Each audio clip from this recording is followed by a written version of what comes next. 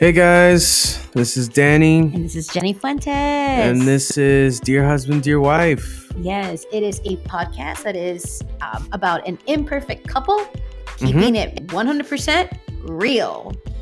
Where we talk about dating, marriage, and sex. Yeah, all of it. Yes, it is unscripted Mm-hmm. and it's centered in the truth. Yes, we talk about the good, the bad, the ugly, the messed up, the shady, the pretty things, the beautiful things, all of it. All. Jam-packed. Yes. So thank you for tuning in and We get hope. ready.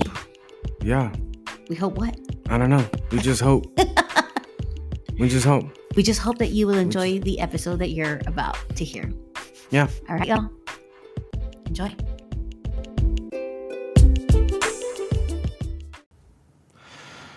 Hello, everybody. Welcome to Dear Husband, Dear Wife. My name is Danny, and today I'm flying solo.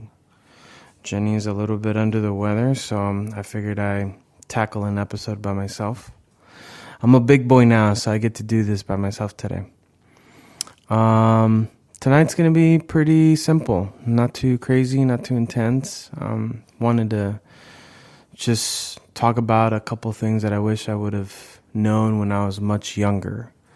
As a lot of you may know, or a few of you, depending on how many listeners actually listen, I grew up heavily addicted to pornography since the age of like 8, pretty much, and well into like my teens and young adult life. Pretty intense stuff. Definitely a lot of years of addiction. So a lot of confusion, a lot of misinformation when it came to the opposite sex and things of that nature. But yeah, we actually, before I continue, definitely want to apologize for taking a break for the month of September. It was just kind of hectic. I started school, so I was trying to figure things out, find a balance. But yeah, now we're back on. So for those of you that were missing out, I apologize. We're back to recording like usual. So yeah, when it comes to the things of pornography, it definitely, I wish I could go back in time and tell myself how this would basically destroy a lot of relationships and ruin a lot of good things for me. I didn't have these type of conversations growing up, and I also didn't have people in my life that were bold enough to talk to me about this, pornography and all that stuff. It was just your average, don't do it, it's bad for you, and that was it kind of approach. Obviously, I grew up in the church, so for me, it was just a simple, it's wrong, you shouldn't do it, and that was it. There was never really anything else to it but just that. So not knowing why it was wrong, not knowing how it could have affected me, I didn't know any of it. So I figured, they just don't want me to do it because there's something there that they don't want me to see. So, to some extent, my curiosity also drove me to watch pornography. But if I could go back and tell myself, to be, or not necessarily to be careful, but to tell myself, to give myself a heads up, it would definitely be about pornography, number one. Number two would be about how to respect women. And number three would be understanding myself to the extent of how, not how, but understanding myself enough to when I know what I'm looking for so that I can be ready to date someone. Again, pornography has its effects. And I definitely went through a lot of those side effects where all of a sudden you're when it comes to like sex, you're desensitized, depending on how grave the matter is. You're definitely desensitized after so many years of pornography. Your mind only begins to feel a sense of pleasure when it comes to that kind of content. Whereas if you find yourself in a moment between you and your spouse, sex is like, it's like, oh, here we are. Okay, we're doing this. Where it's not as exciting anymore. And, I went through a lot of side effects like that, And obviously it's very embarrassing to be able to share this, but I shared because, again, it was one of those things where I wish that someone could have told me. I wish that someone could have just pulled me aside and said, hey, like, we need to sit and really talk about this. And so today, you have a lot of people that have much more access to pornography, which is insane. And there are so many people that now, like, it's very interesting. Like, pornography back then, at least for me growing up, was something that you hid. You just kept it to yourself. You kept it in secret. If you talked about it, obviously it was with your friends, and that was it. But now, today, it's like everywhere. It's in your face. It's on your phone. It's on your tablet. You can easily access explicit images. And it's almost to the point now where it's slowly becoming normalized, where a lot of people, people could just be walking down the street on their lunch break and just watch porn, and then, oh, I got to go back to work, and then switch back into work mode. And it's like, wow, it's getting there. You have a lot of people where they're becoming, they're getting into relationships, and pornography is becoming a huge aspect of their lives in the relationship, and then it's really interesting to see how pornography seems to be a great foundation for a lot of people. Whereas, when it comes to children of Christ, or at least for those of you that follow Christ, it's the opposite of that, where, Christ is your foundation, and we always have to go back to sex being the gift that was given to us, where we get to express ourselves with our significant other in a way that only God, created it to be. But like everything else in this world, it's the enemy's mission to take something beautiful and to pervert it. And that's the hard part. It's staying out of that lane for as long as you can, as best as you can, so that you can experience the the Lord's gifts. It made me. I wish I can go back. I wish I can go back and do life again. It definitely affected me. It definitely hurt me. I hurt a lot of people, and it just never felt good. And I always kept asking myself, like, why do I keep falling on this crap? Why do I keep running back to this crap? Like, I know what's expecting. I know it's waiting for me on the other side. Why do I keep running back? And it's that temporary satisfaction. Like, that was my drive. Like, I wanted that quick, fast, temporary satisfaction. And when I didn't have it, I wanted more of it, which in turn, changed to, oh, I'm just going to watch a little bit of porn because it's exciting. Ooh. And the next thing you know, I'm 20, 30 plus years deep, and I'm still trying to figure out what the hell's going on. Why am I still here? Another thing that I wish I could tell myself was definitely how to truly respect women. Again, I didn't grow up having a conversation of the opposite sex, and what do you do when you have feelings towards someone? How do you go about it? Everything that I knew, everything that I had picked up on was learned from friends at school. Pornography. I literally thought that that's how women love to get treated. And I'm not going to pretend here and say that, oh, I was having a crap ton of sex, when I was in high school. I honestly was not. But I just assumed that because of what I heard, because of how my, friends would interact with girlfriends and the opposite sex, I assumed that that's how women wanted to be treated. I can honestly say that I always had like a sense of fear to actually like be that and to like go that far and like actually mistreat a young woman. I'm proud enough to say that I never went that far, but I thought about it.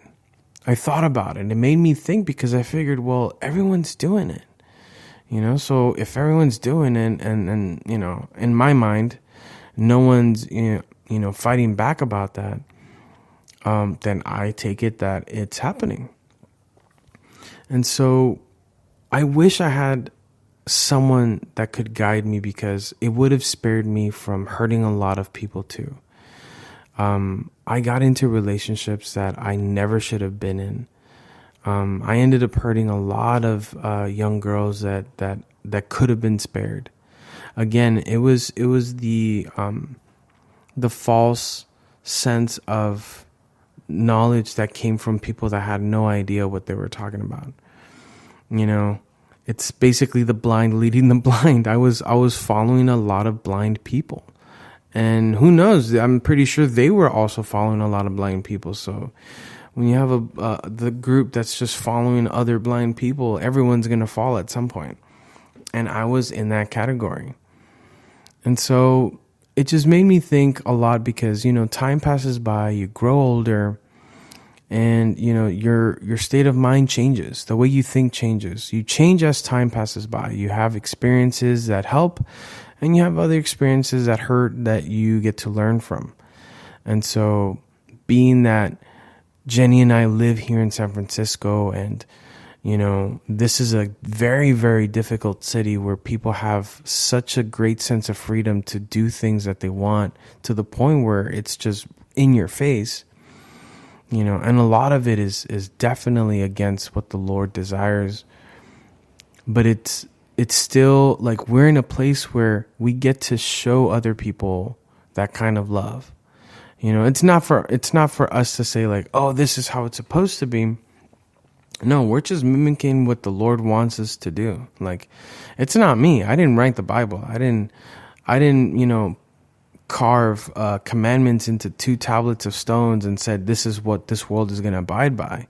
Absolutely not. Like, I'm just, a messenger trying to get it right myself, while at the same time showing other people that, hey, like, we can still find purity. We can still find a sense of wholeness and peace through Christ, as long as we allow that to be our focus and our foundation. And so for a lot of you out there who are, in the process of dating, or you just got in a relationship, take a moment, take a moment of your day to just sit back and really, look inside your heart and just think about the childhood that you had. Think about the friends that you were around. What were some of the things that you learned? Was there anything that you felt that like, oh, this was something I shouldn't have been involved in, and this was something that I should have not exposed myself to, Again, like, we all expose ourselves to things that we don't realize, at least growing up, But it's not so much what you were exposed to, but it's what you're going to do with it now that you're aware of that. Are we going to continue to bring that into our lives? Are we going to continue to drag that in our lives? And then while we meet other people as we go through life, we drag them with us as well? Or is it going to be a thing where, hey, you know what? These were certain things that took place, but I, don't want to drag other people into it, or I want a healthier relationship, and so there are certain things I have to let go. It's really hard. It's really hard to look into yourself and be able to say that, because the truth is we don't want to. We don't want to admit to it, We want to just focus on the fact that, yeah, you know what? We went through some crap. We grew up. It's over. Let's keep moving forward. And by all means, there's nothing wrong with that. But sometimes, we got to have those moments where we get the opportunity to just pause and just look back and say, okay, what are some things that I definitely can let go of? And others that I learned, something good and that I can bring in. And so I encourage anyone that's listening that's in a relationship to just have those moments. For those of you that have spared yourselves from such atrocities, good for you. Keep it going. Stay motivated. Just do what it is that the Lord wants you to do, and just remember that God created that special someone, and that she deserves to be loved and she deserves to be respected, of the highest order. For those of you that have made those harsh mistakes like I have, it's not the end. It's not the end of the world. That's not your story. There is a happy ending. And you too deserve a happy ending. You too deserve to be loved and respected. And so I encourage you, whoever's listening, to join me in this journey of seeking purity as best as possible. Again, I'm not saying that, hey, let's go up to the mountain and start praying until our eyes bleed. But what I am saying is, hey, we can do this. If we stick together and encourage each other and remind each other that we are who God says we are, not what this world says we are, then we can hold on to that to become the better versions of ourselves that we can become. Oh man, another thing that I could tell myself, or that I could wish I can go back, is I wish I could have told myself, hey Danny, at some point you're gonna want something more, something deeper with someone. But first you need to understand what that looks like. I wish that, dating someone could have been something that could have been shared, where I could have had someone again to just guide me. Guys, it's really, think about it. I mean, I can honestly admit that everything that I've been through, a lot of bad crap that I've involved myself in, exposed myself to, at this point, I should definitely be like one of these guys taking a dump in the middle of the street, just hallucinating off of God knows what.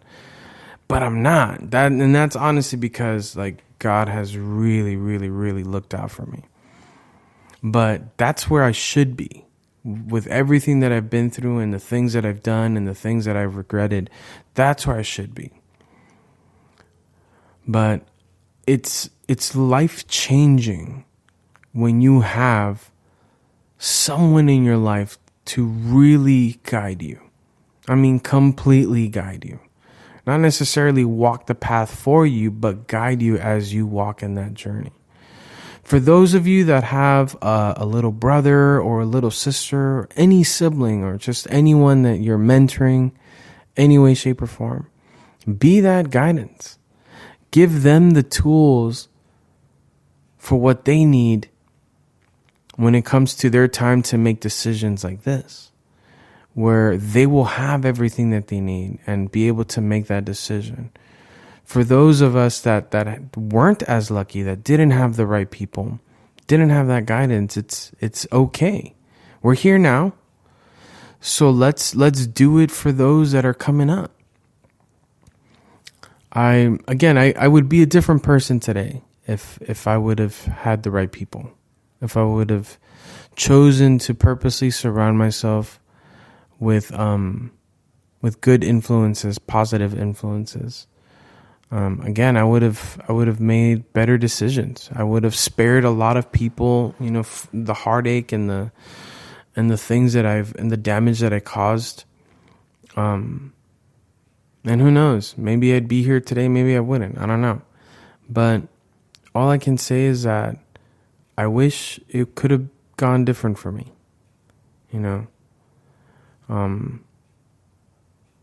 I'm pretty sure my life today would look a lot different, but it's okay. I'm here now.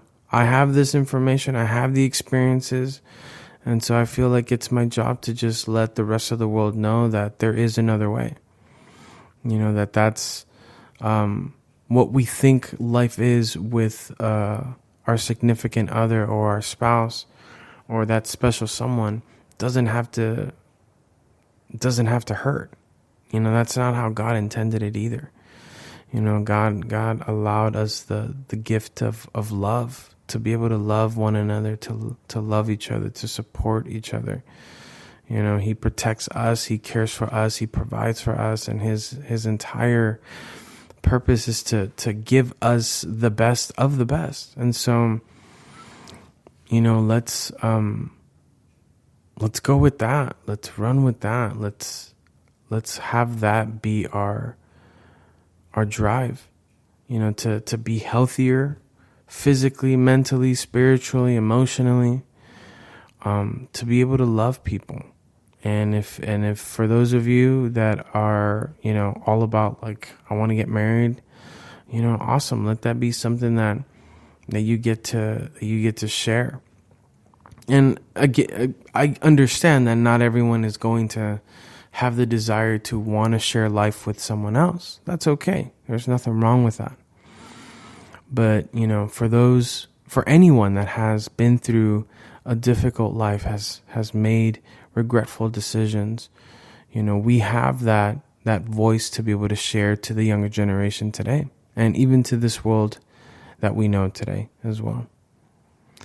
So that was my tiny spiel, just a little soundbite of my personal life. It feels empty because Jenny's not here, but it's okay. We'll keep going. Hopefully next time she'll join when she's a lot better. But yeah, thank you guys for tuning in. I apologize if it sounded like I just kept rambling. But next time we'll catch you again. Have a good week, a good day, good weekend, good morning, good afternoon. We'll see you later.